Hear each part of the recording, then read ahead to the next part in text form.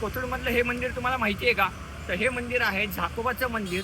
एकलव्य कॉलेजच्या बाजूला हे जाताना मंदिर आपल्याला लागतं. आज कोथरूड जरी गजबजलेलं ठिकाण असलं तर या कोथरूडच्या मध्य भागामध्ये हे मंदिर वसलेलं आहे. आता झाकोबा मंदिर हे याची रचना बघू. दगडी शिळांमध्ये बांधलेलं हे मंदिर आहे.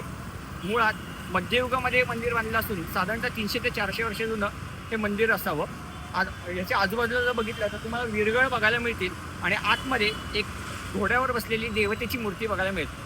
इथले स्थानिक लोक त्याला खंडोबा म्हणून ओळखतात, पण हा खंडोबा नसून हा झाकोबा आहे. आता झाकोबा म्हणजे कोण?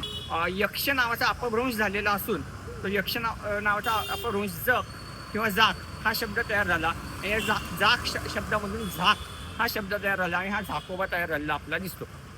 बहुधा असं वाटतं की साधारण 300-400 वर्षापूर्वी या भागामध्ये लोकांची वस्ती असावी आणि तिथल्याच एका धनिक माणसाने हे मंदिर बांधलेलं असावं. आता हा झाकोबा देव काय करतो? तर हा झाकोबा देव आजूबाजूच्या लोकांचं रक्षण करतो. म्हणूनच याची निर्मिती आपल्याला याच्या झालेली दिसते. काळ बदलला, देवतेचं रूप बदललं, पण आजही इतिहास इथे दडलेला आहे. हे कोथरूडमधलं वारसा स्थळ तुम्ही बघितलंय का? नसेल बघितलं तर नक्की याला भेट द्या आणि याचा इतिहास समजून घ्या. अशी ऐतिहासिक माहिती संदर्भासहित तुम्हाला जर बघायची असेल तर आमच्या इंस्टाग्राम हँडलला नक्की फॉलो करा. धन्यवाद.